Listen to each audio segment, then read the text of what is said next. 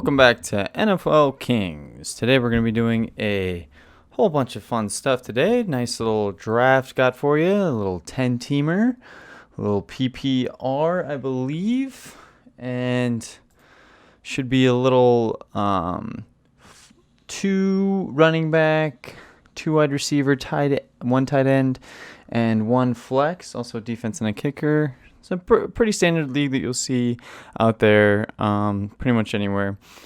So a pretty good indicator of what you'll probably see, especially on the ESPN leagues. This is more or less what you should expect to see a lot of the 10-team leaguers, right? And when we're talking about a 10-team leaguer, obviously if you saw our top 10 tips, you would know, we're going to be looking to value, trying to get the best position, best player at each position, and really valuing. So for instance, like a Patrick Mahomes and a Lamar Jackson are just going to be valued a little bit more in a league like this, regardless of whether it's 4 or 6 points, just because you want to get the best overall player at that position, whether it's running back, so depth necessarily isn't always as important, although as we did cover in the top 10 tips this season, it will be more important. Injuries are going to crop up, especially this season, with all the issues that we've seen. So that's definitely a big key. So I'm looking over the rules real quick, so just bear with me 1 sec.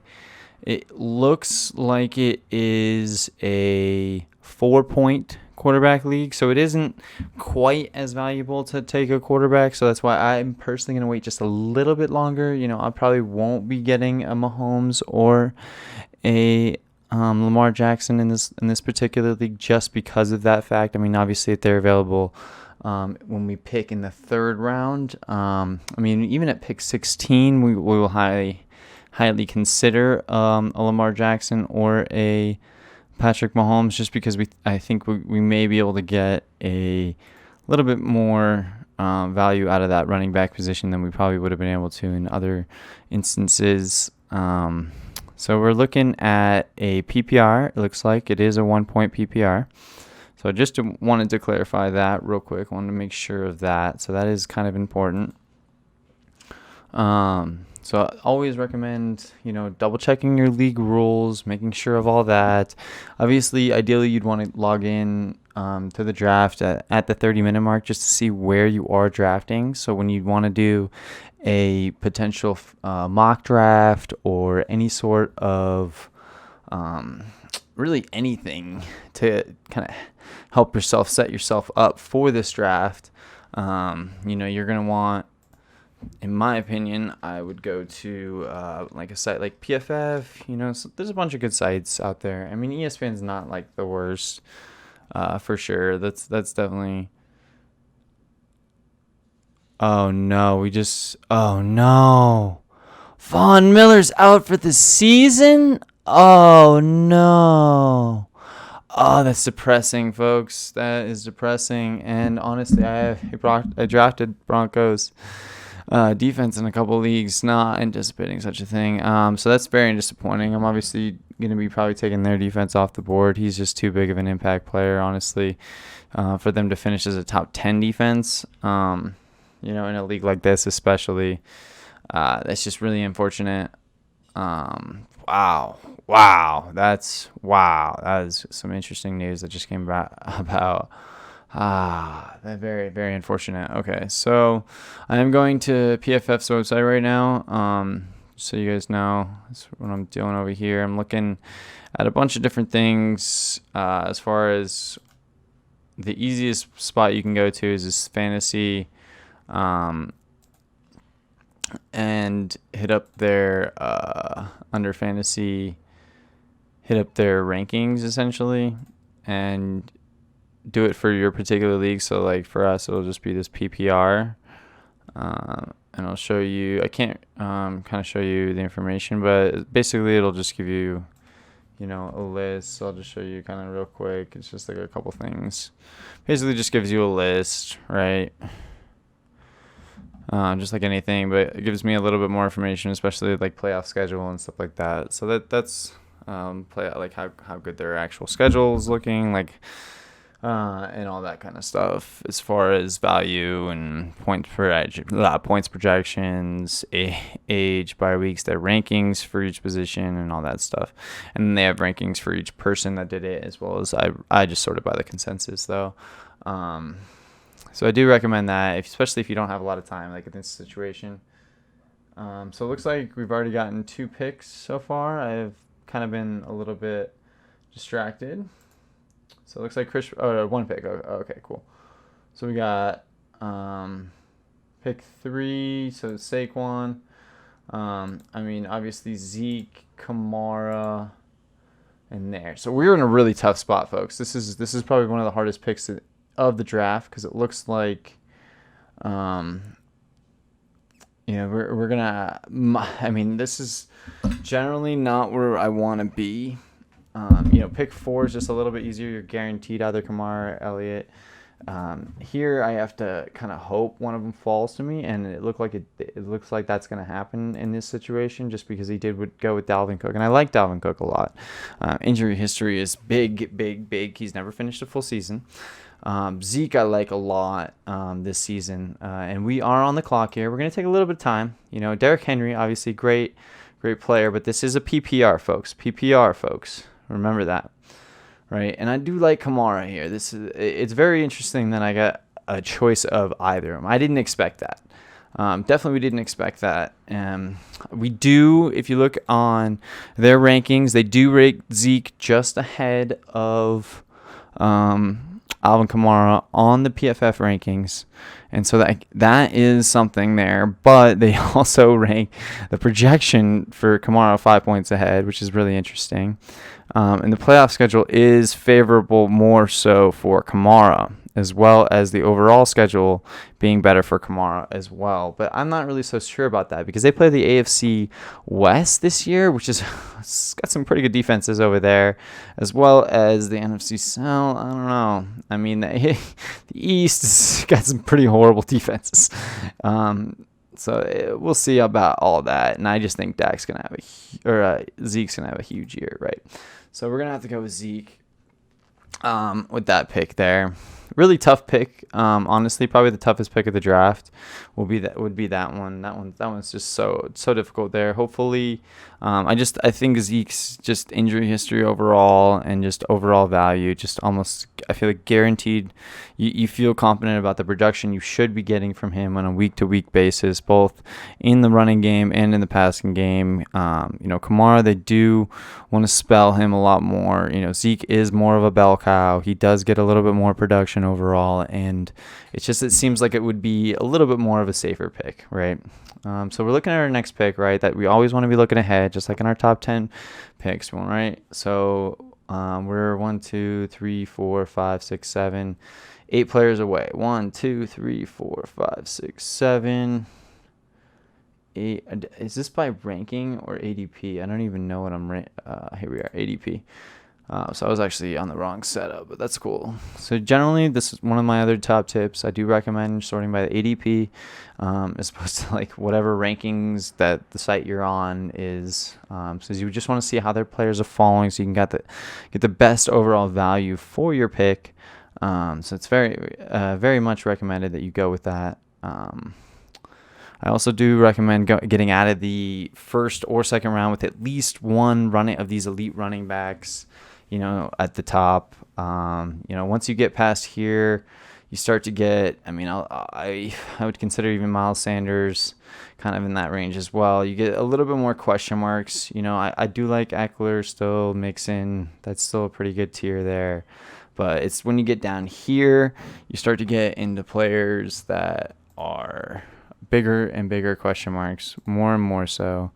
Once we get down, more and more so, you start to get into players that are, like Jonathan Taylor, Devin Singletary, Cam Akers. Even for some reason on this site, they're not showing Leonard Fournette that high, and honestly, he should be higher than some of these other guys. There he is right there. I would put him even just like up here a little bit.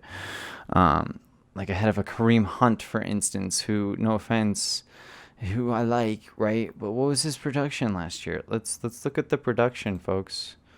It wasn't that great, honestly. And he did well when had to spell, but like it's not nothing that you would write home about. That's not who you want to be starting on a week to week basis, and especially in a 10-team league. I mean, that's the last thing you want to be looking at, right? So I'm gonna go ahead and queue a few players, right, that I would ideally want. That would be lovely. That's probably not gonna happen. That might happen. That might happen. I believe Mahomes got taken. Let's see who got taken. Now, Mahomes got taken 2 picks after, and honestly, that's probably about where I would expect him to go. Whether you decide, we got a donkey out here taking Cam Newton in the first round. Russell Wilson, like these cats are crazy. I don't think they realize this is a 1 quarterback league. So yeah, they're reaching for picks, and that's gonna happen every once in a while. You are gonna get a donkey player every once in a while that's gonna just kind of reach for a player and really just help out the draft, honestly. So we're only 3 picks away, right? We got 13, 14, and 15. So there's only 3 players. That means we are going to get one of our 3 players that we have here in queue, which is really nice.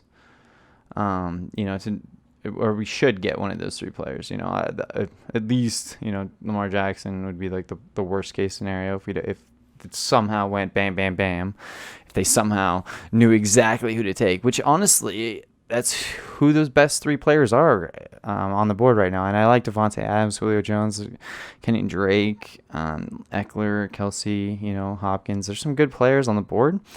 But I just rate them a little bit lower just because of the overall value. Once you lose out on these particular running backs, you do kind of drop down a little bit to just a little bit difficult as far as just being able to count on them on a daily basis, consistency, and getting the overall production. You need to get like 20 plus carries to be able to get that kind of production, and that's not always easy. So what we're looking at consistency, right? That's how you win these leagues. That's how you consistently get into the playoffs, which honestly, that's all you can ever ask for yourself. Once you get into the playoffs, it's just was your team healthy at that point, and you just get lucky.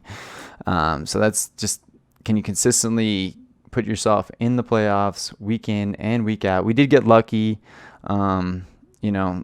especially this person's an Eagles fan, so we do know that. We actually somehow got all 3 of our running backs to fall to us, so we get a choice here, folks, and that's amazing, honestly. And in most, I would probably go with Nick Chubb, but I do have him in 2 other leagues. I'm considering going with a Josh Jacobs here just because of that fact.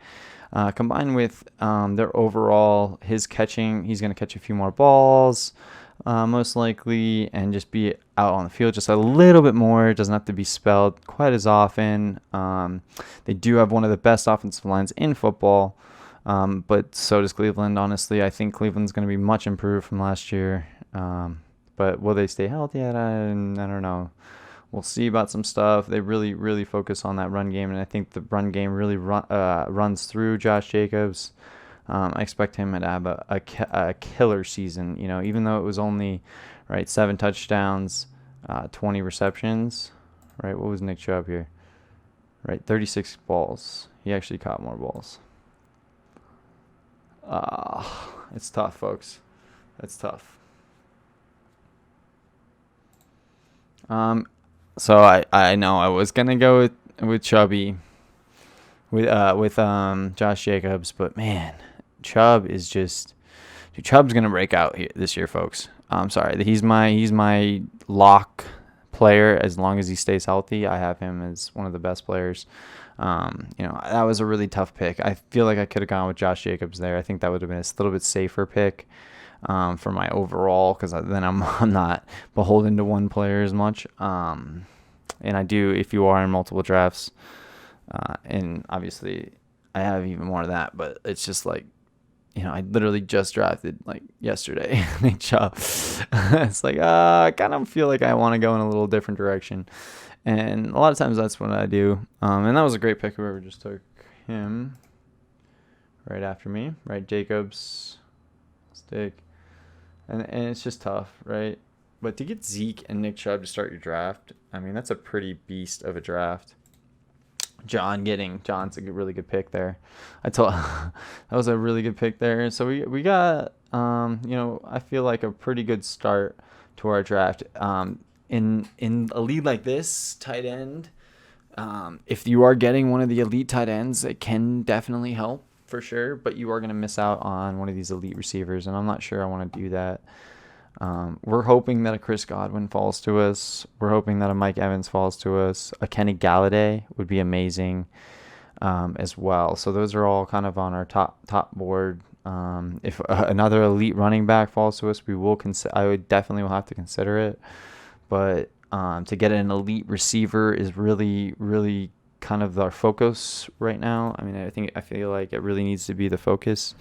If you have two elite running backs, as much as you'd want to get maybe another running back or maybe an elite tight end, getting that elite receiver if you can in that third round, because you probably aren't going to be able to get one in the fourth. You probably get a pretty good one, but you're probably not going to get the elite receiver that's guaranteed 1,000 potential 10 touchdown season that you're kind of looking for out of that elite top 3-round pick. So that's more or less kind of where you're looking there.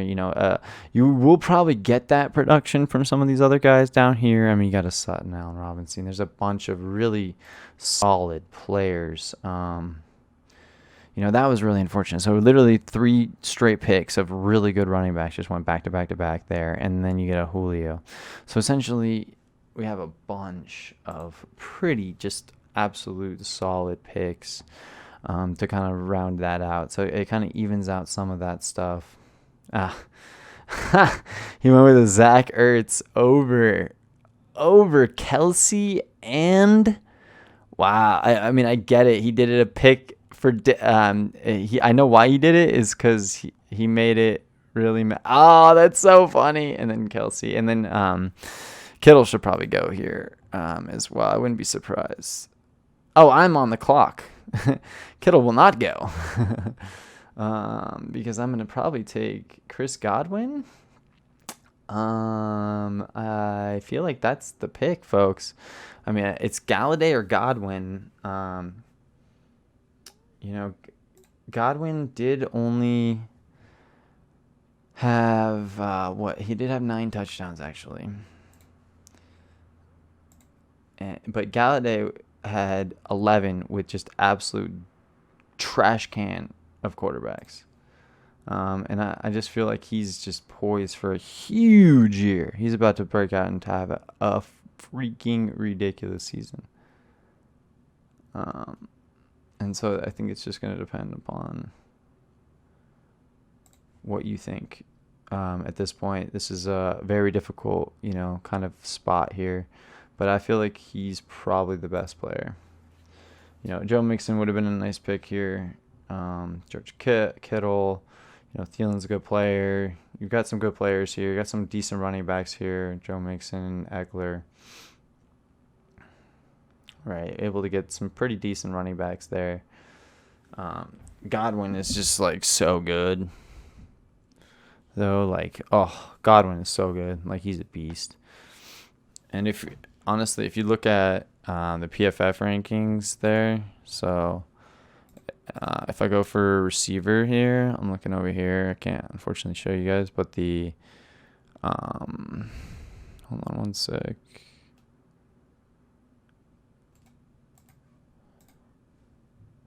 So if we look at wide receivers, he was, down here at 17, so that's why it's you question, whereas Godwin was the number 1 PFF rated receiver. That is kind of big. I probably should have considered that a little bit more.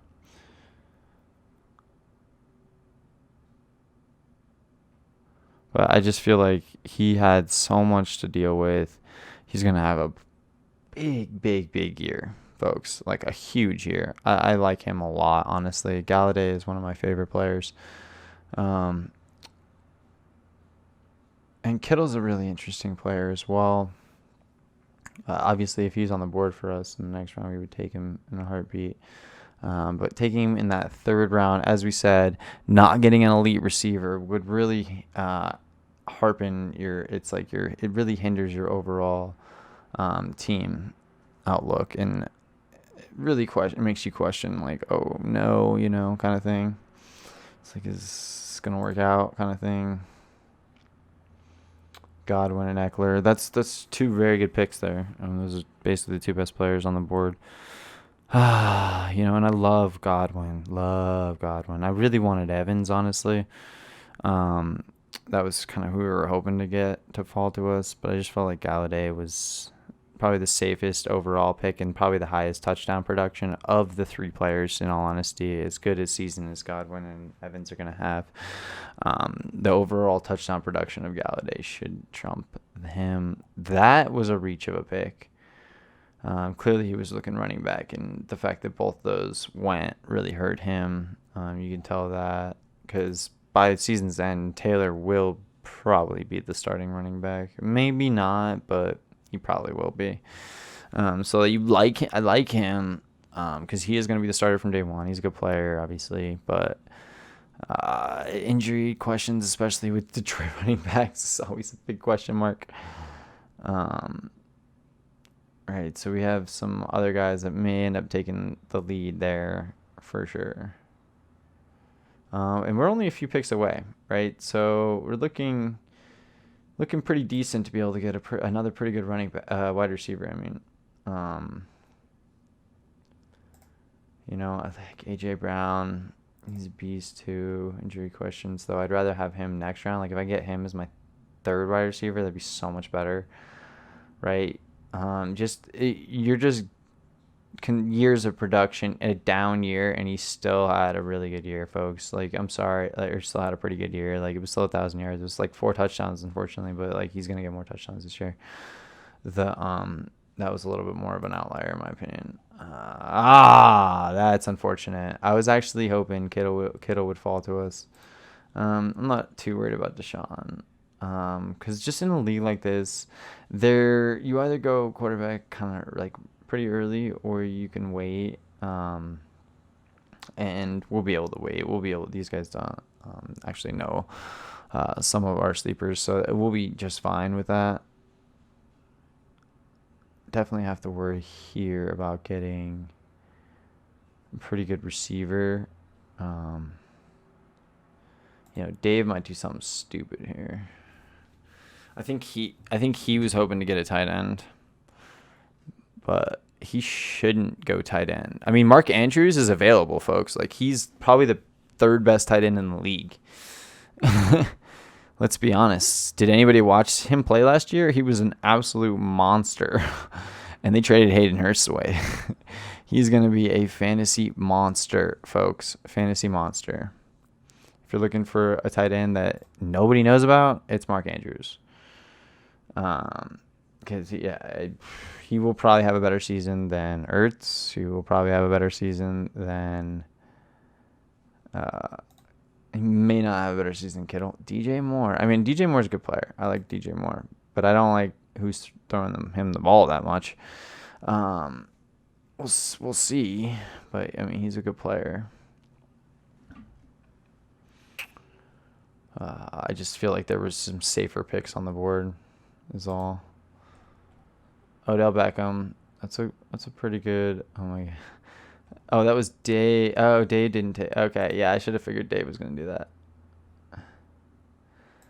And Thielen, of course, smart pick. Okay, so do we go with a Mark Andrews here? I mean, there are some pretty good receivers that are going to be available for us, probably. That's going to be the question. Because if we don't get Andrews, who do we get at the tight end position, right? That's going to be a little bit lackluster. There's going to be some decent guys, but nobody near as good as him. And so that's going to be a big question mark. The only thing is I'm going to probably lose out on a Cooper Kupp, who I really kind of would like to draft here. Especially with his consistent production, to give me two really solid wide receivers. I just feel like The play, though, is to get a Mark Andrews. And if we're looking at the overall rankings here, he's 34, whereas, wow, A.J. Brown, DJ Moore. A.J. Brown's rated higher for a reason. Oh, sorry, guys. We have to drop Mark Andrews. And it has a little bit more to do with just like the overall rankings of just like kind of how we have to kind of do this one, unfortunately. I'd like to go receiver. Tight end is a little bit off because you're never going to, like, they had, mind you guys, they have Mark Andrews 8 spots ahead of Zach Ertz, right? And as the number 2 tight end, 8 spots behind Travis Kelce. So, like, he's really, really good. And in the tight end position is more valuable. In a 10-team league, you're trying to get one of the best players, pretty much at every position. So that's obviously a big goal. And wide receiver is going to have a little bit more depth. So although there were some wide receivers that had some higher rankings, oh my God, James Conner was on the board. Oh, folks, I didn't realize that. I would have taken James Conner.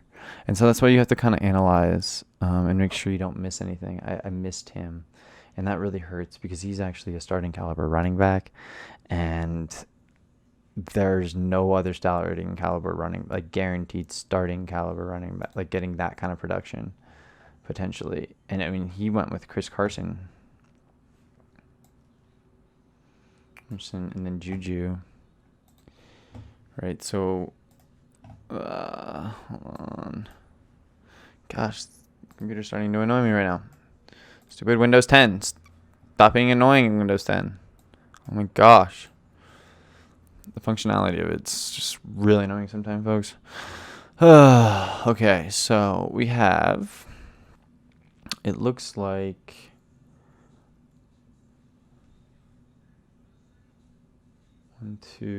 one, two, three, four, five, 6 players that will be taken. Whoops, pick history. And Amari Cooper just got taken. Like, why does it keep doing that? Like, I can't move it up. Like, I don't understand. Annoying. Okay, there we go. Sorry. That's being really weird right now. So it looks like we might still be able to get one of these pretty darn good receivers. That tight end was very unlikely to be on the board for us when we come around. Whereas one of those receivers plus either an AJ Brown, 1, 2, 3. I mean, even a Lockett too. 1, 2, 3. I mean, Ridley's decent, but he's rated too high here. 1, 2, 3, 4. And we have 1, 2, 3, 4, 5 picks ahead of us. So we should get our guy, one of our guys that we want, most likely. Worst case, maybe we go with a Dak Prescott. Maybe, we could consider him. For sure. Let's see. Who just got taken? Lockett. Okay, unfortunately, that was one of our guys. So we need to hope that somebody takes not one of our guys. I mean, Keenan Allen is not a bad pick either, folks. Right? Like, he is... let's see here. Keenan.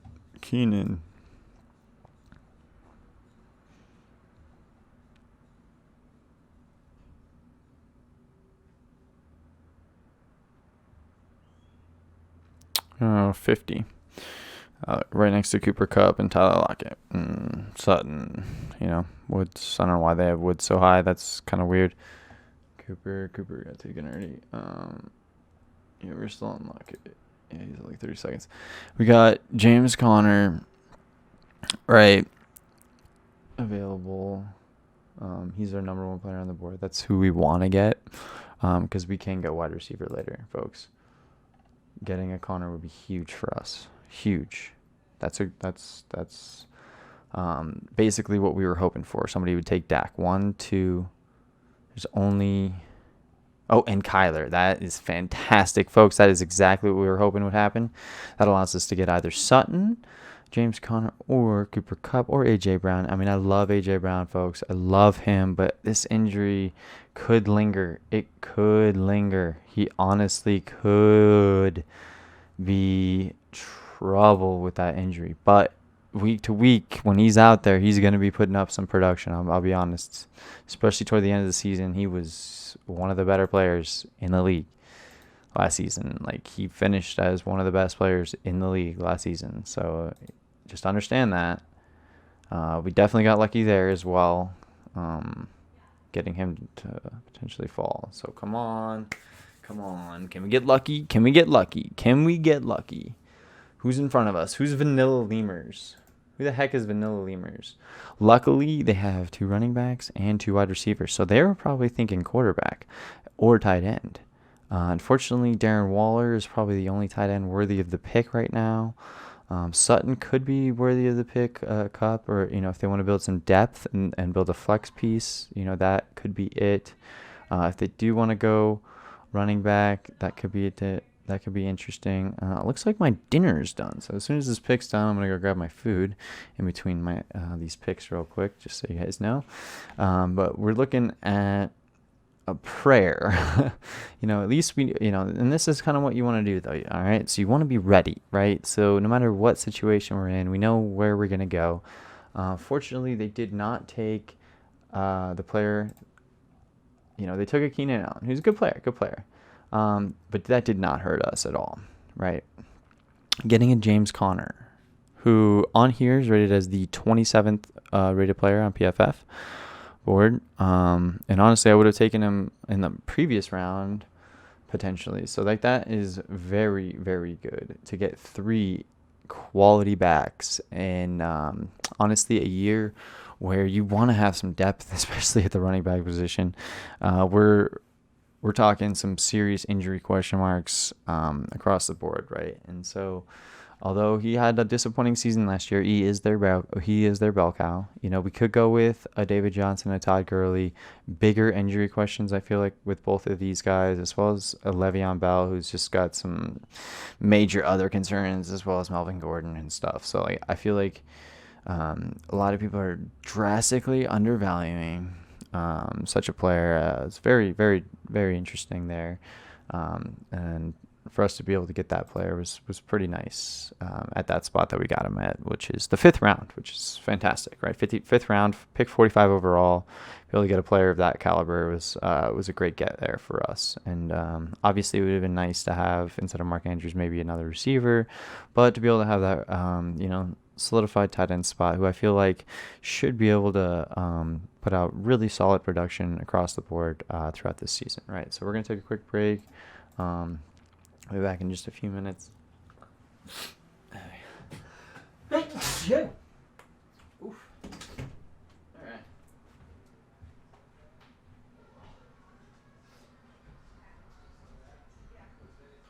Looking pretty good.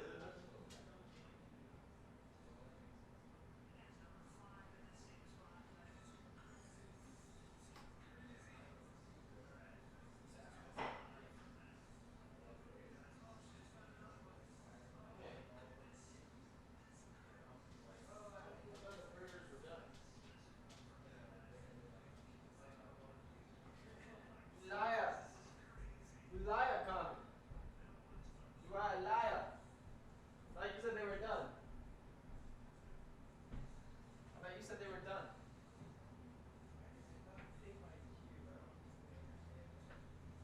Your Q should be listed on the top.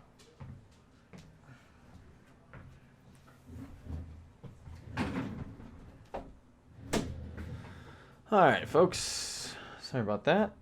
Looks like the food's not done. So we have. Let's see who got taken. My boy Sutton. My boy. He's my boy. That boy's gonna have a huge year. And you wonder, right? Why did I take a backup over a potential stud starter? Well, unfortunately, folks, injuries are a big, big, big concern for me this season. As well as I feel very good about the wide receiver position. this season. I just think there's not too much of a difference between a guy like Sutton, a guy like Devontae Parker, Green. I think it's that. That's weird. Where are we at? Diggs, a Jarvis Landry, a Terry McLaurin, for instance, who I highly value. And they do as well. At pick 47 is where they put him, which is right next to Lockett and Cooper Kupp and Keenan Allen, who were just drafted recently, right? So I just felt like there was enough value there to be able to get one of these guys. And so that is one of my other in top 10 tips I listed is take a look at that next round of players, right, folks? So who you think may be available. So he was an interesting player. Getting a guy like an Evan Ingram or a Rob Gronkowski in this following round would have probably been who we would have probably had to target in this round. We would have had to hope one of them would have potentially fallen with us had we not gone with, had we already had the wide receiver. So if we would have had, for instance, a player like, let's see, who were available for us when we took Andrews. So like a Lockett or, a Keenan Allen, a Courtland Sutton, right? Let's say we go with one of those players instead of a Mark Andrews.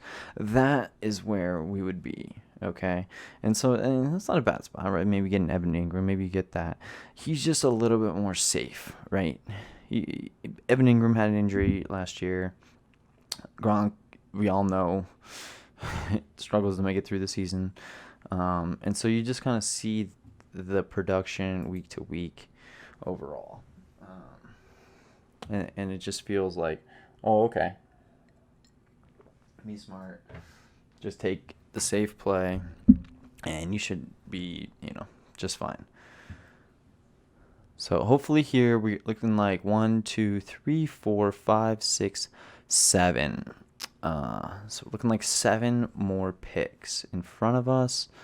So that means we're looking like 1, 2, 3, 4. Ideally, because these guys I'd like to get in a later round as your like third wide receiver, if that's the direction that we end up going. So really, we're kind of in a tough spot. He's an interesting pick. He will probably fall in this particular draft because they don't really know about him. Most people don't, just like the standard viewer. But he is going to be an absolute juggernaut of a beast. I'll just tell you that right now, folks. This guy is going to be a beast for them. I'm scared, but you have to get the right value, especially out of these rookies this year. Another tip as I said, this year, rookies are going to struggle. They're going to struggle, okay? There's only a handful that will do really well, especially early on in the season. Eventually, they're no longer basically rookies after, let's say, half the season's gone. They're no longer really rookies. Okay, I mean, let's get that out of the way. So it just depends on what we're looking at here. But for me, in my liking, we're just kind of hoping one of these guys kind of falls to us. And I didn't even realize there was a DK there as well, who's also, if I had to guess, let's see, he's probably going to be in like the 60s by their rankings, if I had to guess. No, they don't. I don't think they like him very much. I'm not oh, wait. No, they do. He's 51. That's what I didn't say. He was literally the first guy. Right after that. Okay, yeah. And Devontae Parker, T.Y. Hilton, Gibson. Interesting. Tyler Boyd. Yeah. Yep. I see that. Deshaun Watson, yeah. Prescott. Yeah, we see, and that's what's kind of happened with the quarterback position so far. They've been overdrafted, and so none of them have really been to where the value has been there for us. So we're still going to wait on quarterback until the value's there for us to take a quarterback. You definitely don't want to be reaching for a quarterback in a year where there's going to be plenty, and especially when in this case it's a 10-team league, there will be plenty of there will be quarterbacks that will be starter caliber quarterbacks that will be available, even on waivers. So definitely keep that in mind. as well. So it looks like, I mean, Mark Ingram, that's a solid pick. Ridley, I like Ridley. And Gurley, people are going to be, fiending for their running backs now. They should be at least. Because usually this is about the time where it's like, oh crap, I don't have a starting caliber running back, and that's usually what ends up happening. And then they have to take one of these guys. And it's not that they're bad in a Le'Veon Bell, a Melvin Gordon. There's just higher risk. They're overall not maybe set up to get the carries as some of those other guys. Not that the other guys may, because they get those carries, they take a higher injury risk, for instance, with them. And so there's a lot to think about when it comes to all of those factors, folks. So this is really unfortunate because he is an auto, and he's very likely to get auto-drafted Cooper Kupp, which sucks because, I mean, that sucks. I really would like to get Cooper Kupp. Not that he's, like, the best player on the board, I mean, he is technically, but, it's just kind of weird. I do love Terry McLaurin a lot here. This is a really good spot, I think, for Terry McLaurin or a DK Metcalf. They're both, right there. Maybe a DK maybe gets a couple more touchdowns potentially, but dude, McLaurin is a big play waiting to happen, and they are going to use him a lot. This dude is a monster. He is a monster. He is their Tyreek Hill, folks. Okay, that dude is fast as just about anybody in the NFL. Okay, so watch out for him this season, especially if he can stay healthy. Scary to think about. And the thing is, he's got both upside and honestly, he was very consistent last year. If you really think about it, so they actually project him to take a step back. I don't. I actually think he's going to take a step forward because of the quarterback play is actually going to be better. We've already, if you've been reading any of the beat writers, Dwayne Haskins already looks better. Otherwise, he wouldn't have been able to hold off Alex Smith. No offense to people thinking, oh, Alex Smith's done. Yeah, he's coming up. He's still Alex Smith. Like, he's a decent quarterback. He can play in the league. Or Washington wouldn't have kept him either. So. Maybe he didn't get auto-drafted because... Oh, maybe he did. Wait. No, because he's picking right now. Come on, baby. Come on. You're going to let us get Cooper? Yes! Yes! Thank you. Oh, Jonathan Taylor. Oh, baby, I love it. So look who we have to go for, baby. We even had McLaurin, you even had Landry, got T.Y. Hilton, DK Metcalf, got some talent, folks. Got some talent, but we are going with a Cooper, and we're not even gonna waste any time. Honestly, I'm huge Cooper Kupp fan. I think he is a little bit underrated, and they actually have McLaurin one spot ahead of Cooper Kupp, but I just think Kupp is just going to be too consistent, and they're going to use him way too much. I mean, I'm sorry, but Jared Goff loves Cooper Kupp. He loves him. He loves him. He loves him. He loves him. Loves to throw it his way. And honestly, people don't know Terry McLaurin quite as much maybe, so I'm hoping maybe he falls to us. That's the other thing. We're going to consider even a fourth running back potentially. Right? We're going to consider our third wide receiver here. We're going to consider a quarterback here. Although I don't think that's the way to go in this particular league as well. As I said, you can definitely wait on quarterback in a league like this. So me personally, I think we're going to go with another skill position player, best one on the board, and build more depth because injuries are going to be a big part of this season. As we said in the tips section, that is just too important.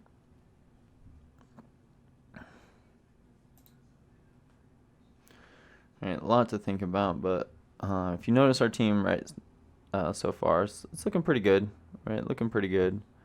overall, we got a pretty good roster. We got Zeke, we got Chubb, we got Connor for our backup and or flex. We got Galladay and Cup for our starting receivers, and we got Andrews. So top tier tight end, some top tier receivers, top tier running backs.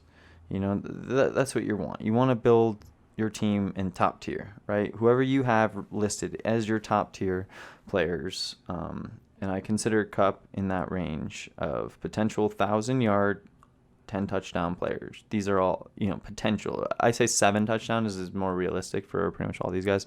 But that's, has the potential to reach a 10 touchdown season, a 1,000-yard season, maybe even more depending upon what they're, asked to do. That's what your top tier is. That's what, if you're looking for those guys. And then the tiers down. And the higher upside guys. And then, you have like a Marquise Brown and, big play receivers and stuff like that. You take higher risk players, injury risk players. And that's when we start to get in this range. And then we're looking at, guys like changing teams like a Diggs, working with new quarterbacks. And are there going to be questions? Is there going to be enough to go around? In Michael Gallup's case, Leonard Fournette going to a new team. They did say he was going to have a week 1 role, but how big is that role going to be? Just in general, right? So there's a lot to think about when it comes to all of those factors. But Fournette is probably the last true potential 1,000-yard running back. You could say maybe a Lindsey, maybe if somebody goes down, some of these other guys like a Zach Moss, Arnold Jones. I don't even think he'd reach there even if Fournette went down. I don't see him as being that kind of back. Marlon Mack, if Taylor goes down. There's just a lot to think about, folks. Yeah, DeAndre Swift. They got questions about his injury, and that's why Kerryon Johnson's kind of moved up some boards. I can't believe I got him so late in one of my leagues. After really thinking about it, Cam Akers. Really, actually, that's a pretty good pick. This is about where I would expect him to go. This is around the 6th round. That's where I think his value is really, you're talking about similar players here, question marks, but he's actually, I feel like, a little bit higher upside than some of these other guys.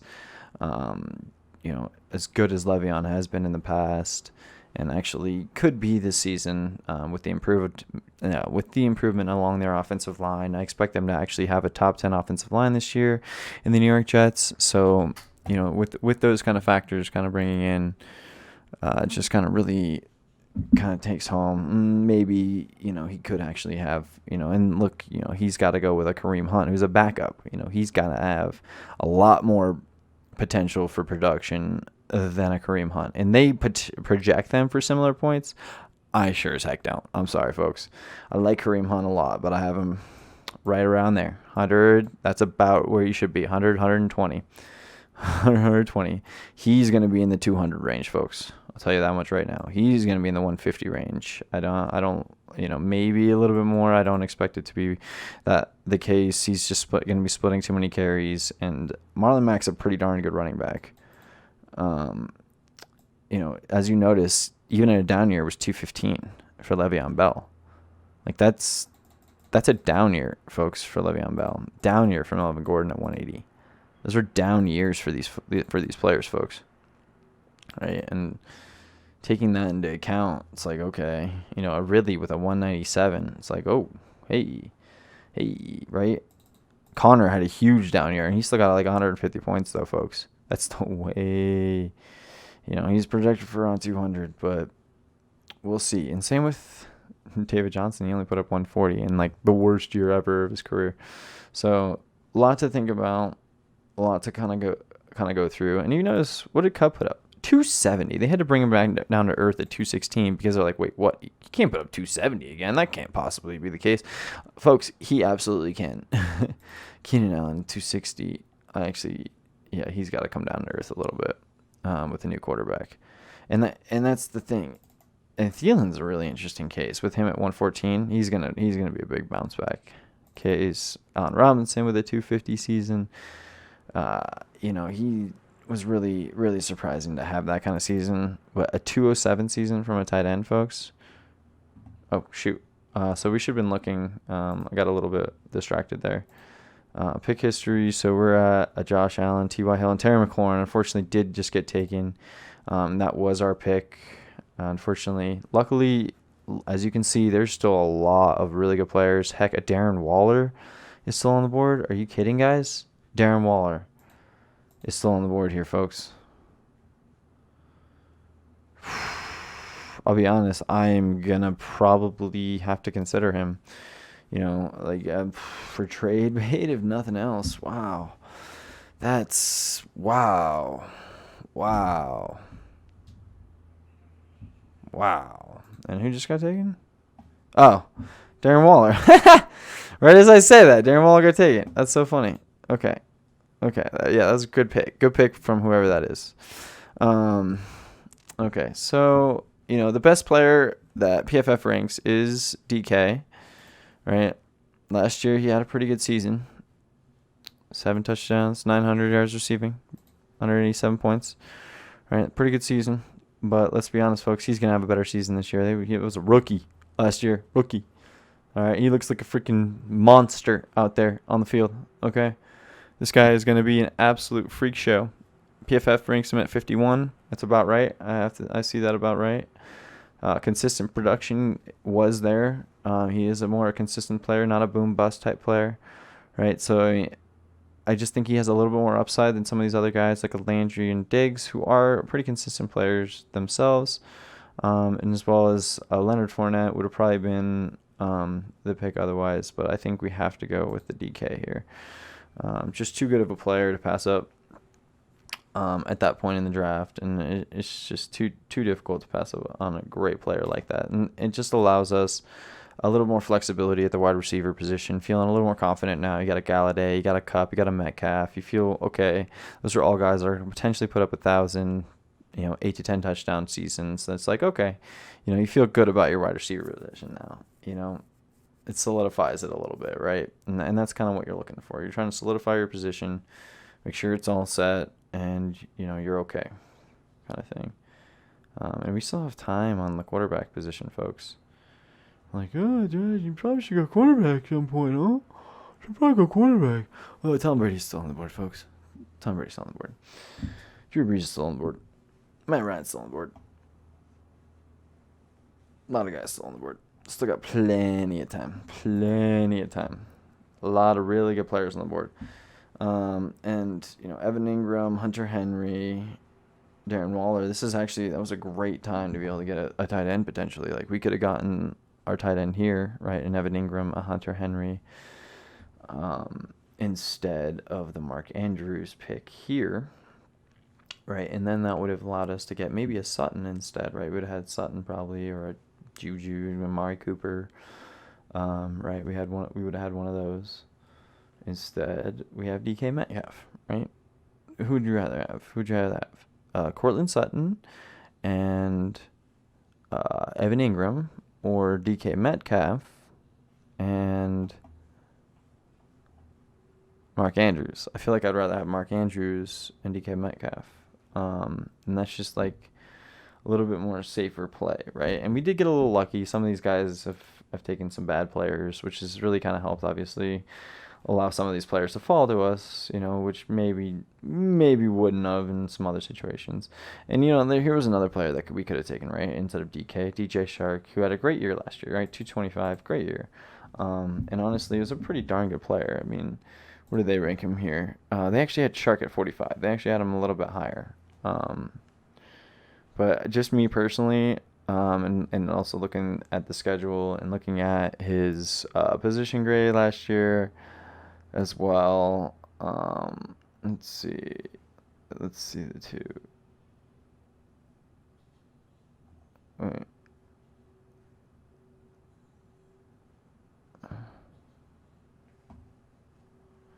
They may not have graded him very good, actually. Now that I think about it, because he's not going to run that great amounts. Yeah, they put him at like 38. But I mean, that's the same as like Tyler Boyd and stuff. But that's funny. In comparison to who's the thing? Oh yeah, DJ Shark.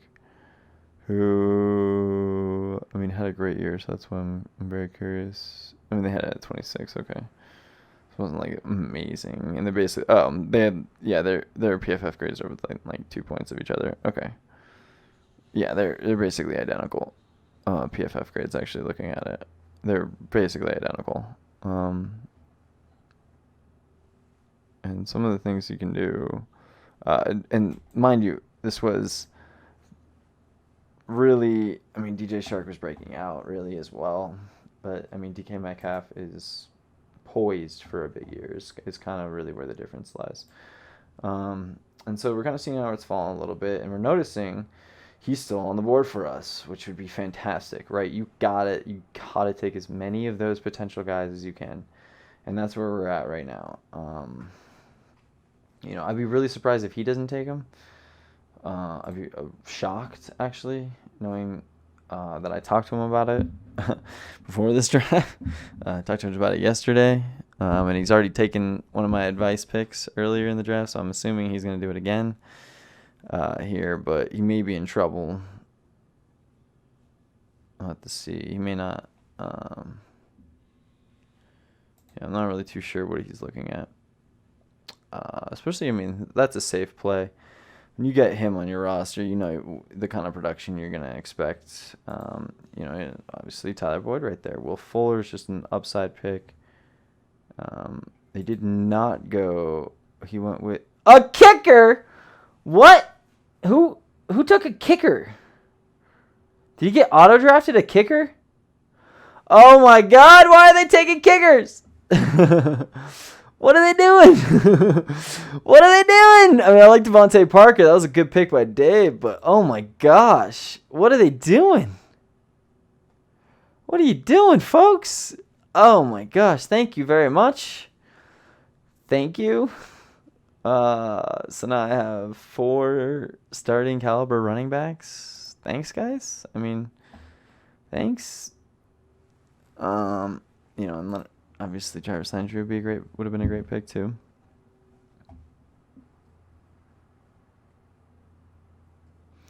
These guys are on like auto. They're so funny. So that could be the reason why. So we're gonna get some good players now. If you see that kind of stuff, folks, you're gonna probably get some good players to fall to you. So that definitely means I'm not even worried at all about that. I'll be able to get a really good one still later. Like if you look at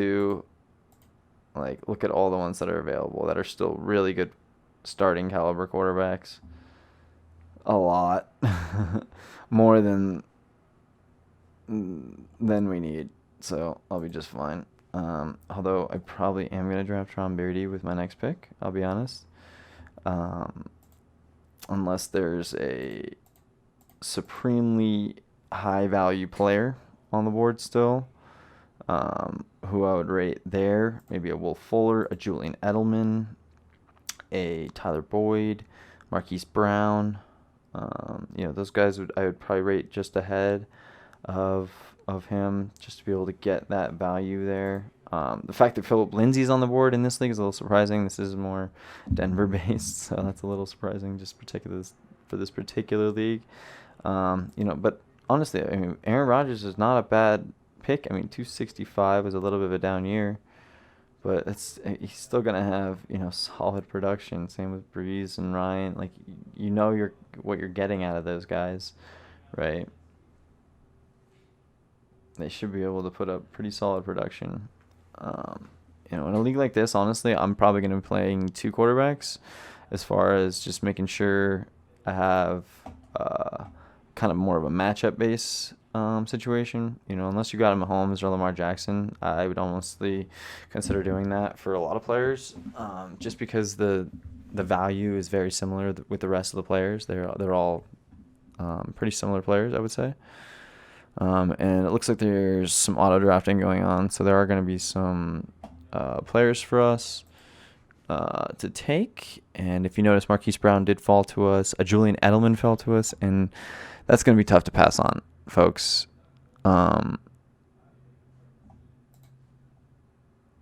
Edelman is probably listed really high on here still. Landry, Tyler Boyd. Oh no, he's only at 76 for some reason. Who do they have to throw the ball to, folks? They got like nobody. You put up what 95 last year? You put up 256 in a down year, folks. A down year. Yeah, he doesn't have Tom Brady anymore. Don't have Tom Brady anymore. No, you're right. You're right. He doesn't. He's got Cam Newton. Let's see. So that could be the pick. That could be the safe pick.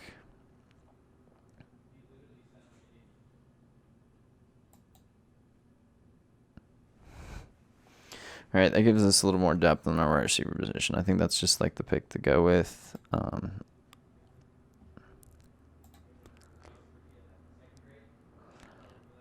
right, there's not much else. You got Marquise Brown, I like a lot, but the thing about Marquise Brown is injuries, big question mark with him, and there will be no matter what. Same with Will Fuller, hasn't been able to stay healthy. And that's the reason why we took Edelman over those two players who might be they're rated higher probably on some lists and even this list probably. But I am a big proponent of health. Health is very important in fantasy because obviously if they're not out there, they're worthless to your team. They don't help you at all, obviously. So, not having them out there is definitely a hindrance, obviously. So we're probably gonna be leaning toward a few different options here. Me personally, I'm a big proponent of, filling out depth as much as possible, but at the same time, still getting, the top tier elite players as much as possible. So we are going to be going quarterback with our next pick. Most likely either Aaron Rodgers or Tom Brady. It looks like we got Will Fuller, Tariq Cohen. Some good picks, actually. Not too bad. I mean, not good, but not bad. Just not players that you really want to have on your team, though, because I don't know how often do you want to start those players? Never, unless you absolutely have to. Like, I'm okay with starting Julian Edelman. I would have no problem starting him. There's no player on my roster where I feel like, okay, I don't want to not start you. There's gonna be weeks where those guys are gonna put up bagels, and that's the one problem with some of these players. They literally put up bagels, it's tough.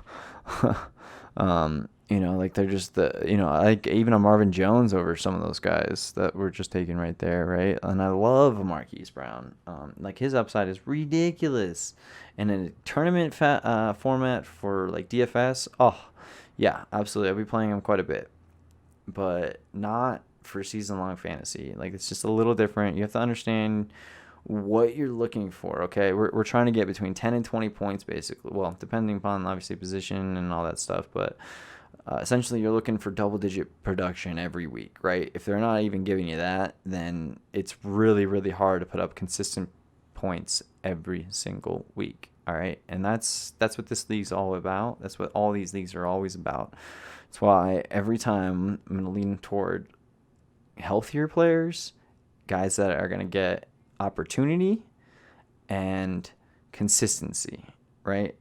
And because those two kind of go hand in hand a little bit, right? If they're going to get consistent targets, obviously there's going to be times when they're going to go against maybe a wide receiver will go against the best corner in the league. It's not much you can do. Sometimes they're going to be hindered in some situations, and that's what the whole DFS factor comes into play. But when you're talking dailies, but it's more about consistency, folks. It's about trying to find the best values. And there goes Philip Lindsay. And honestly, I'm a little surprised he didn't go a little bit sooner. I was even considering him. I would have taken him here had we not taken Fournette here. Had we gone Landry here, I probably would have looked toward try to get Lindsay here. Because getting 4 solid running backs is really what I'd like to have personally. You just feel really good going into the season. You should be able to get through the season if you have 4 starting caliber running backs. And I consider him a starting caliber running back. You can play him and you'd be like, all right, cool. I'm gonna get at least some points, and he might even break out.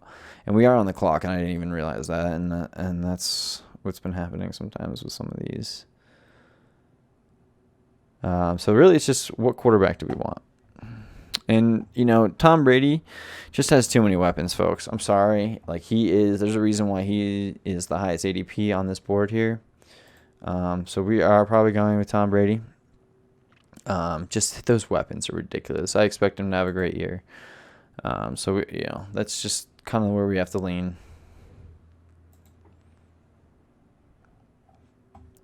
Right, and there's some good players on the board and stuff, but I'm gonna go with probably back-to-back quarterback picks. Honestly, here,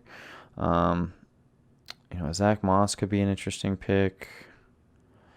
I don't know why rookie receivers are going so high. But we can only have, let's see how we kind of formulate our team, right? So we're going to have a defense, a kicker. I'm going to have 2 defenses. So there's one spot there. Backup quarterback here. So that's a wide receivers. I have Galladay, Cup, Metcalf, and Edelman. So I have 4. Usually you want to have 5 or 6. So probably a receiver and a running back. Do I go backup tight end? I feel like you don't in a 10-team league usually go backup tight end if you have a pretty good one that you feel good about. Generally, you want to have that spot open for another slot just because of that factor. Defense, that's interesting. A little bit early for that. The fact that Denver's is going to struggle. More is really disheartening. For me, I did get. It's also one of the reasons why you should consider taking 2 defenses. I do like the Steelers defense a lot this year.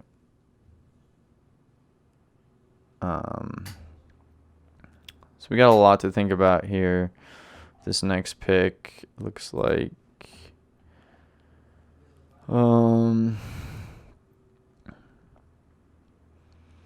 I'm probably going to go with Aaron Rodgers just because I feel like he's a safe, solid option that, from week to week. He is the week 5 bye. Just want to make sure he's not the same as Brady.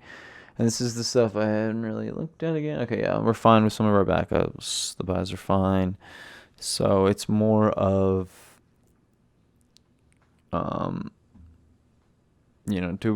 what direction we kind of want to go in.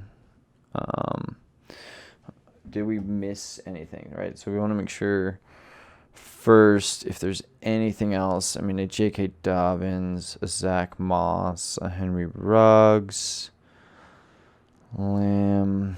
Like, I'm not seeing anything worth value over an Aaron Rodgers to have that feeling of, oh, hey, I can turn to Aaron Rodgers if Brady's sucking, like that's a pretty good feeling knowing that you're going to have a pretty good quarterback, right? And that's essentially where I'm at with that. So we're going to go ahead and draft Raji.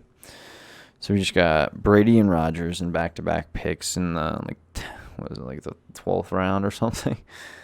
11th round, right? 10th and 11th round. We got back-to-back really solid quarterbacks and honestly feel really good about our quarterback position now. We feel good about our quarterback position, feel good about our running back position. We got 4 good running backs, 4 good receivers, 2 good quarterbacks, a really good tight end, right? It's, we need a defense, we need a kicker, we need probably a second defense and probably another wide receiver and another running back. Generally, I will go with my last pick of the draft as my rookie sleeper pick. And if he's just not available, he's just not available. I take whatever sleeper pick I have. I have like 3 or 4 that I'm really feeling pretty good about. And especially more I'm hearing about. I definitely feel pretty good about. Nobody that I needed to kind of worry. Oh, I need to have. He actually will have a better year than I expected.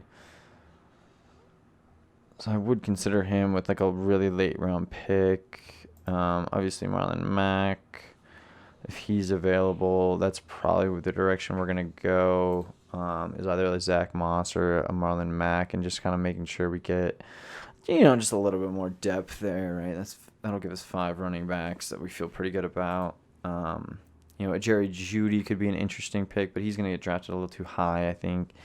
honestly. And I like Judy a lot. And his production is going to actually be pretty good this year, to be honest. He should actually have pretty good production. I actually see it more as like 180, 175, 180 potential player. But that's all in potential. And there's some other guys I like just a little bit more. So we'll have to really kind of think about that.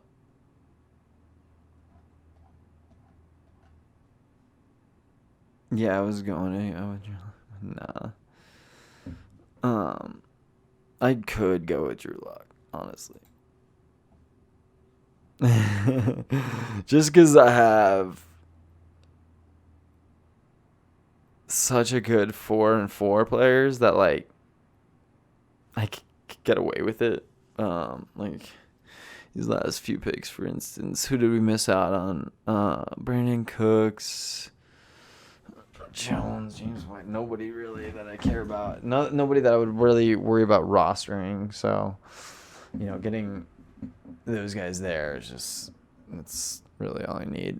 We obviously got a little lucky. People have no idea what they're doing in this particular draft. A lot of times, you will find that be the case in quite a few drafts that you probably do. So obviously, you're not going to get a team this good most of the time. But if you can kind of set your draft up ahead of, accordingly, and you should do just fine. And if you do a good job of kind of prepping for your next picks and kind of figuring out what kind of direction you want to go and stuff. I mean, heck, Breeze and Matt Ryan are still available, right? I mean, those are pretty good quarterbacks. They're not going to be much different than, no offense, Russell Wilson, Dak Prescott. The production's going to be very similar, folks. It's not worth 6 rounds, 7 rounds, 8 rounds, 9 rounds. It's just not worth it. Those players in that second, third round are just too good. Unless you're getting Mahomes or Lamar Jackson, wait on a quarterback, folks. Wait on a quarterback, okay? There's just no freaking point. Okay. I'm just not really seeing anything that like super stands out. I could go with the Jags running back. Like they don't even know him.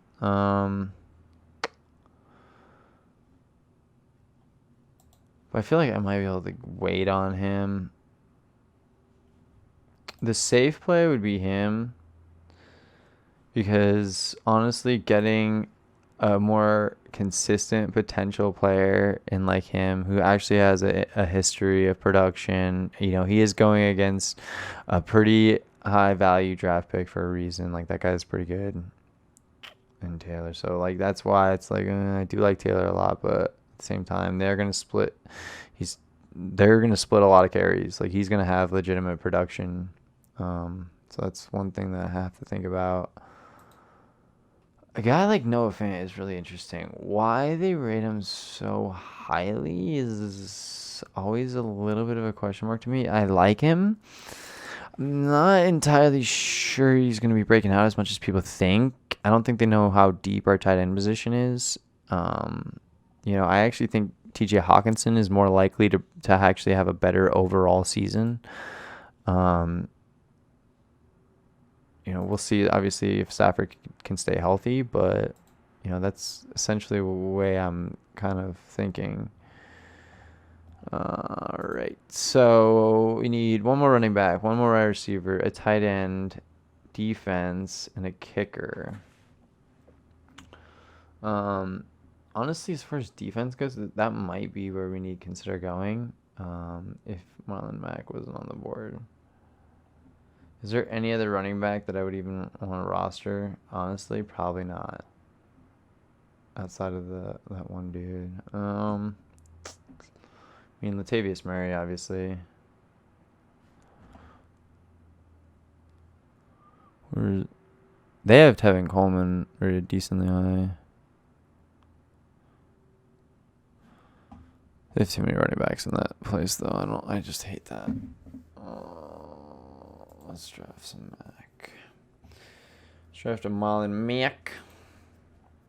Marlon Mack. Marlon Mack.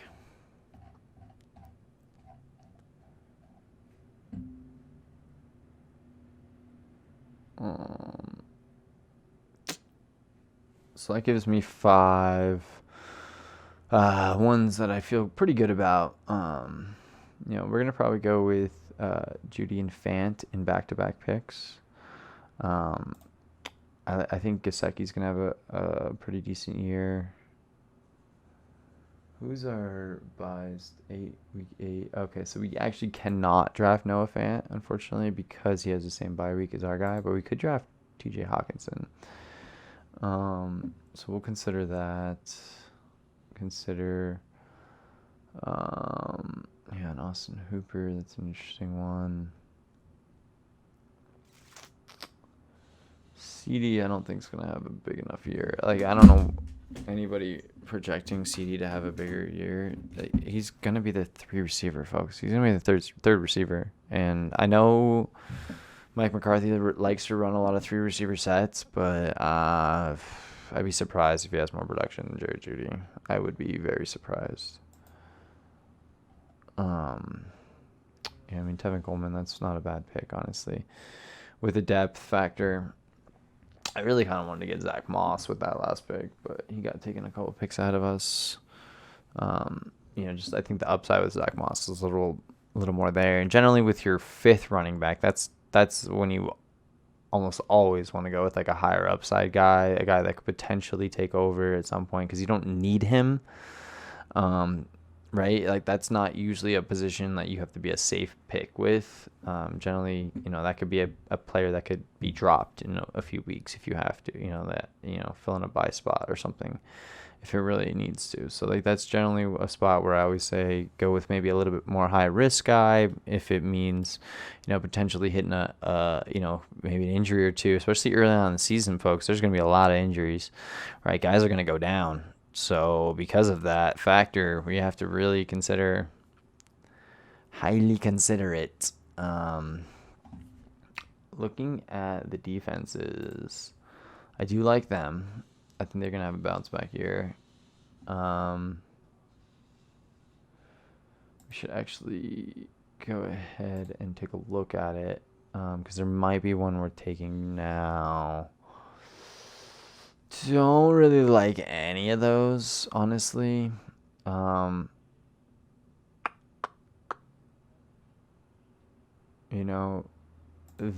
should have a bounce back year.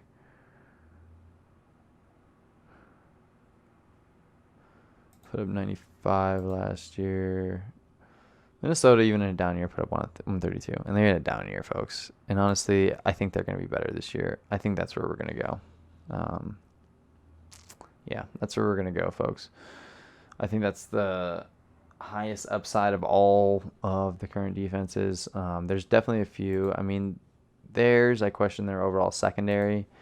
I think, and especially who they have to play this year. Oops, not you. You had a down year last year. That's because of high sack total. They're playing from behind. They should have had a better defense. This is an interesting one as well. They should have an improved defense, especially Clowney getting there. That's going to help their pass rush for sure. And then you got to like their schedule overall. It's not bad. There should be an improved defense right here. This is one to watch out for. In fact, I might have to draft them a little bit earlier than I would have wanted. I would have wanted to get them in the last round, but I think somebody else is going to take them, very likely. So, probably not going to be able to do that. Let's see. John Brown, Sanders, Robert Anderson. Actually, some halfway decent picks there. Right. If you look at all the positions, wow, some of these guys still being available, very intriguing. We actually could go with the Jerry Jeudy here, but since we do have one wide receiver spot available, I'm okay with passing on him in favor of picking up Minnesota's defense, who I think is going to be a top 3 defense this season. Right, and making sure. Oh, I even think he got taken like 2 picks after me. They literally got back-to-back Broncos picks. That's just so funny. I'm just not that enamored with them this year. Honestly, in all Broncos players, I'm not hugely enamored with any of them as well as, people are saying. They're projecting like bigger things than I am even. And I like a lot of them, but yeah, no. I'm going to have to pass on a lot of that. I haven't told anybody about Claypool up here, so he should be available for us in the last round of the draft. That's essentially the reason why we're going to go in the direction we're going to go, and we could go with Brandon Ayuk as well. So definitely okay with both those options being very similar production, if not better. Even a Michael Pittman, who I think is going to have a pretty good year as well. So that's where we're going to probably end up going. Do you want to see? Did not participate in practice. Hope to return soon. I mean, he could be an absolute monster down the stretch, but I might look at him more of as a waiver pickup potentially. Somebody's gonna drop him early, for sure. Pretty much every league he'll be dropped at some point. I would be shocked, just because of injuries are gonna play a factor. Let's see. Didn't he Miller? Didn't he have like a decent year? Yeah, like 127 last year. Yeah. Okay. It's kicker, other defense, second defense, kicker, and wide receiver. The question is, I feel like we can wait on wide receiver, folks. And I don't see anything, that really excites me as far as some of these players. Getting him would have been interesting. That probably would have been the only backup tight end I would consider. Generally, I do not take a backup tight end. Just because you almost want that. You need that roster spot usually. It's more often better to have a defense unless you're really, really hounding for that tight end. So that's why I'm kind of curious. Let's see. Oh, I'm on the clock right now. I didn't realize if there's anybody even worthy of it. I mean, Mike Gesicki could be worthy of it. Austin Hooper, Hayden Hurst. Hayden Hurst is an interesting one because he could actually get quite a few targets. Like last year, he didn't get a lot of targets. Like Hooper got 9 targets a game. Like that's what they're going to give to Hurst. So honestly, let's go with that. I like that. So let's go. We have now, by going with Hurst, though, we are going to stick with Vikings defense as being our primary defense instead of running a double defensive team. Because I need to get another receiver. Very likely need to get another receiver on this team. We are going to go kicker with our next pick.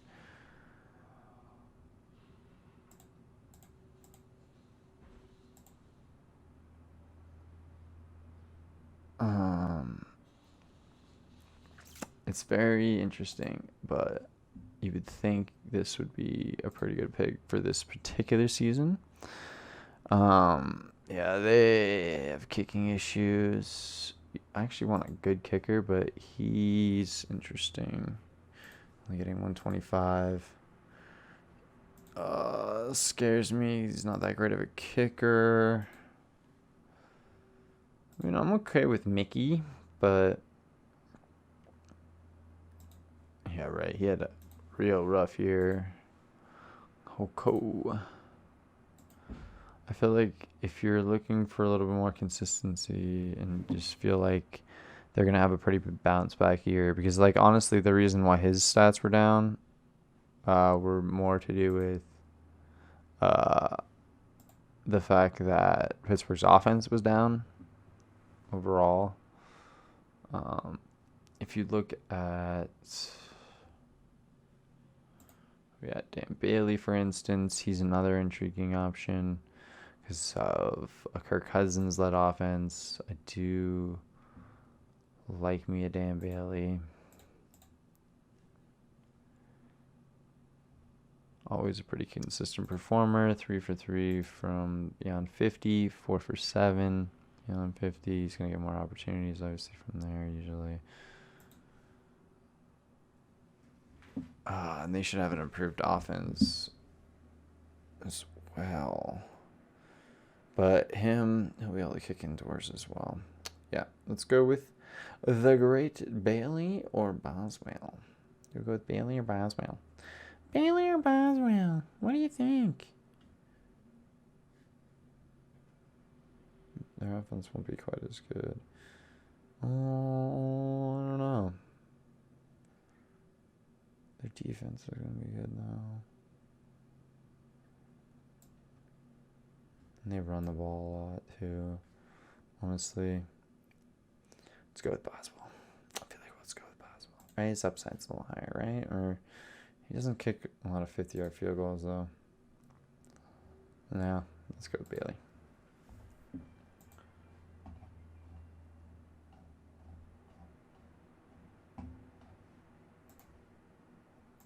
I don't think so. That would be kind of crazy. I mean, even they're starting caliber quarterbacks, and we're like the last round of the draft.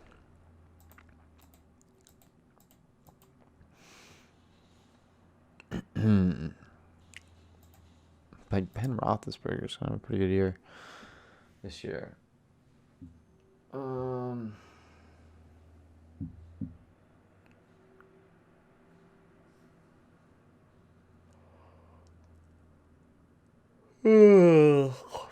Okay. So I could either go with defense and run a 2 defensive team. You know, I would consider here. Because they should be improved, but their pass rush is a big question mark. Wow,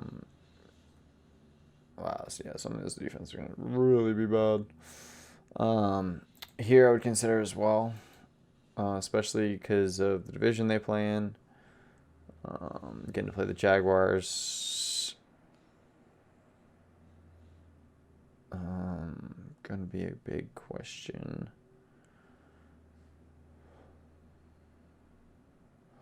Washington's going to actually have a really good defense this year, but the problem is their offense is going to be atrocious overall, so that's tough. It's just whether or not I want to go with another receiver or Minnesota's. I feel like, do I really honestly believe that, like, I mean, I can run matchup based stuff, sure, here, but like, for instance, Eagles, all right, so they're in the NFC East, so they do get to play Washington Redskins, for instance. So like that's 2 games there that you could start the Eagles defense, and then there's against the so you got the Eagles. And they got the Giants. Oh, geez, that's 4 games you can start their team defense. Here you can start them against the Jags. You can start them against the. Yeah, I don't think you would start them against the Texans. I don't think you'd start them against the. Yeah, I mean that's really interesting. After thinking about it, that is 4 games that you could probably start this defense, and they'll probably have pretty good production in those games. Like, look, they had double. I mean, they're 8. I mean, that's solid 5, even like, and that was last year. And honestly, I think their defense is better this year. Jets 35. Obviously, that carried their season. But if you notice too, early on they were really struggling, and late they kind of figured it out a little bit. So that's where that kind of becomes a question. So do I go with Eagles defense or Chase Claypool? Nah, I'm gonna go with Eagles defense.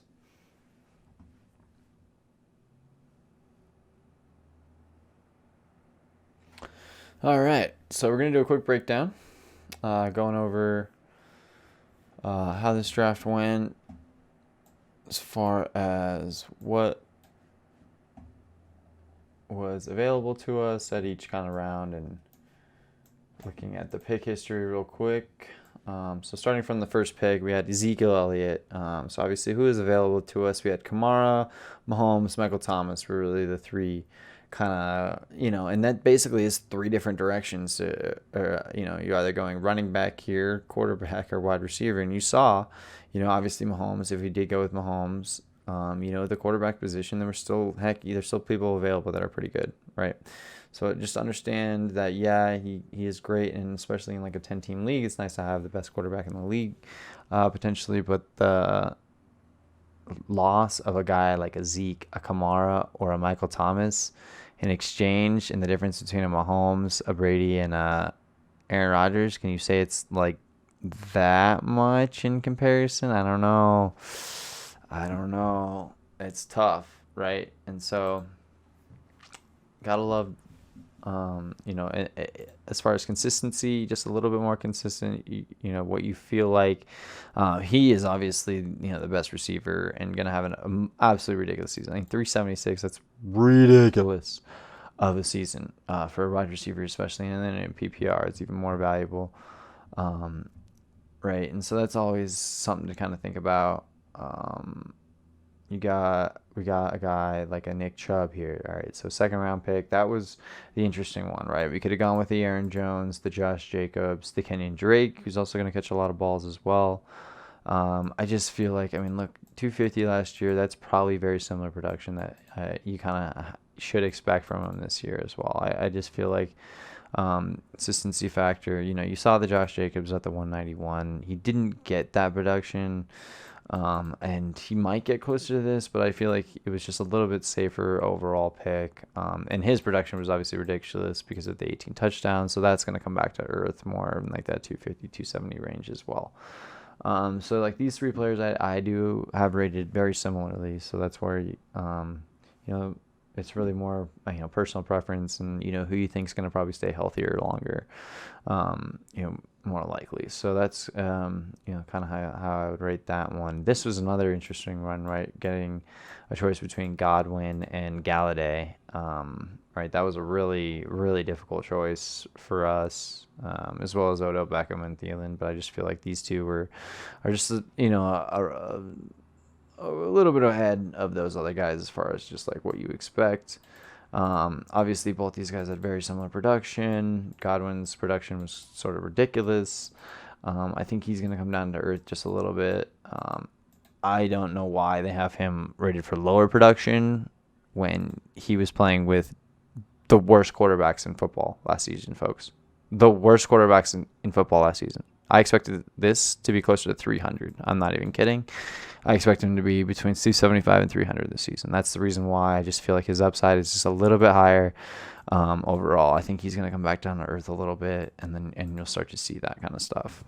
And that's a really interesting number right there, right? That's very, very, very much more than I thought. Considering he's going to get better production this year, potentially in some aspects. They'll get more carries, but I think they'll still spell him a lot around the goal line. He wasn't great either, so that's going to be interesting to see how they use him. But he's another guy to turn to, especially if you can see him in the third round that late. Like, whew, that'd be great to get a guy like that late. I wouldn't expect that to happen. He probably should have gone, somewhere in this range, maybe even somewhere in this range. But yeah, that's about right, I guess, for him. And you start to see here now we get into the Mark Andrews pick, right? And so that was probably one of the more intriguing picks. And you'll notice there was some interesting players that went kind of right after. Right, we could have gone with the Keenan Allen, could have gone with the quarterback, but as you saw, probably not all that much difference between Kyler Murray, Dak Prescott, and a Tom Brady and an Aaron Rodgers, okay? So not enough to where 6-7 rounds difference, and the players you can see available to me, right? Courtland Sutton, James Conner, Woods, Keenan Allen, Tyler Lockett, Amari Cooper, Mark Andrews, Allen Robinson. I mean, these are 200 plus point players like that have consistent production and have put out there consistent production. So giving up on, maybe a little bit more higher end quarterback or feeling good about that just to be able to kind of savor yourself, feel free to wait, folks. Wait on that quarterback. All right. And you'll notice we were able to do that, right? And so if you're not going to get one of those top two guys, you can get them later, all right? And so you see we were able to get a Cooper Kupp in the 6th round that we should not have been able to get. Like, that was a little lucky. Like, he should have been taken very similar as well. Le'Veon Bell, Taylor. I mean, there's some guys that definitely we got a little bit lucky with. Getting him there. It would have been nice to get maybe a McLaurin over at Metcalf, but that's a very similar player as well. And we feel really good about our wide receiver position, getting some really, really good talent in both, and then somehow stealing Fournette in the 8th. Obviously, that's, these are very, very few. I had very, very few decisions in that scenario. I mean, here it was basically between Metcalf and DJ Shark and Diggs. It's really a pick your poet, pick who you like. I just think his upside is going to be so great this year. And he was a one-hit guy, so we don't really know either. So I just, with his talent being what it is, he's just more talented. He's more talented. He's playing with a better quarterback than DJ Shark. We don't know. His production drastically fell off toward the end of the season last year as well. Teams were able to hone in on him a little bit and understand how he plays and stuff. So I just feel like you got to expect a little bit higher production overall for a Metcalf. And then I love, getting Fournette as a 3rd running back is really kind of a nice safety net to have, or 4th running back. 4th running back. A nice safety net to have, because obviously, we could have gone with a Jarvis Landry, who's another nice safety net to have. But to get a guy like Edelman in the round later, that's basically the same kind of player. He's actually going to probably get more targets than Landry. As well as all these guys. He's going to get more targets than AJ Green, Tyler Boyd, Will Fuller. He's going to get 150 freaking targets like he does every dang year. It's the reason why in a down year, he still put up 250, folks. He just gets production. That's especially in a PPR. And I love Tyler Boyd here. I think that's a really good pick. Really, really good pick. And that's probably who we were going to probably go with if it wasn't Edelman. Right there. And Marvin Jones, and you're just talking, I mean, obviously that's pretty good production there. And then this is just upside production. Whether or not he's going to stay healthy, he'll be more like here. He may not stay healthy, so he may still be in the 120 to 150 range overall. But week to week when he's playing, he's going to be able to produce some pretty good numbers, especially against bad teams. Getting a guy like Lindsey late, that was a pretty good pick. But you'll notice round 10, here's Tom Brady. And honestly, we could have probably even waited. We could have probably got Tom Brady right here. But who did we miss out on? Nobody. I mean, what? Golden Tate, yeah, nobody I even care about, right? So, rostering wise, right? Same thing with Rodgers. This is at the point where, you're not getting great value in the actual position players, right? There's not so many great position players. You're like, oh, I have to take those guys, right? No, but there is some great value at the quarterback position. And that's what you'll notice between rounds 10, 11, 12. I mean, look, Stafford available. He was taken there. You still got other, Matt Ryan, Drew Brees around 14, right? You got your Daniel Jones, 15. I mean, and then Jared Goff, and then there's even other quarterbacks that are available that are startable calibers, right? So definitely, if you're not going to get your quarterback early, don't kill yourself like that and really hinder your overall value. And you saw here late, right after that, then we get another filler player, right? We got our 5th running back. We didn't need him here. We could have gone with a receiver here. Maybe a Ruggs, a John Brown, or Robert Anderson. I'm not hugely enamored with any of those players. He is one, as long as he stays healthy, should have a very good year, though. And honestly, I should probably have been looking more at him And had he been available here, I would have highly considered him with that pick. I think that just at this point it was just kind of difficult to do so. And he is one of my sleeper tight ends, expected to get 8-9 targets a game, just like we saw the numbers of how many targets Austin Hooper got. Well, guess what? Hayden Hurst is just as talented, actually probably more talented than Austin Hooper, and they're going to play him in that same role. He's going to get 7 to 10 targets a game and will be a nice backup tight end for us, just in case. Honestly, I keep forgetting about COVID and stuff, and honestly, it would be nice to have enough backups at each position. I may have to drop him at some point, unfortunately, but that's just kind of the way it goes. I do recommend generally getting your kicker around earlier if you're looking to get the kicker you want. Otherwise, you may be stuck with a kicker you maybe don't want. Although here we would have still been able to get Chris Boswell, which would have been fine. But I mean, honestly, who do we miss out on in front of it, right? Usually people aren't taking good players at this point, so it's not the worst thing. And then we did get a second defense, basically to start like 5 games for us against the bad defenses or bad teams of the Giants and the Redskins. That's 8 games, folks, or that's 4 games, folks. That's pretty good portion of your season, and they're gonna probably get good production in those games. Right, and I like Minnesota, but are you going to really want to start Minnesota when they go against Green Bay? Maybe, right? Maybe. Against Chicago, yeah, sure, definitely. What else? And who else? Oh, yeah, and maybe against Detroit, too. Ooh, depending upon at home, definitely. Probably start all 8 games at home against them or against anybody. Like at home, Minnesota's defense is going to be pretty tough. Just in general, they like to play. They play pretty good defense. Do have questions though about the quarterback position. And so that's another reason why I'm with the Eagles defense here, because I honestly think the Eagles defense is going to be one of the most improved defenses from a year ago. I'm just getting that secondary kind of figured out a little bit.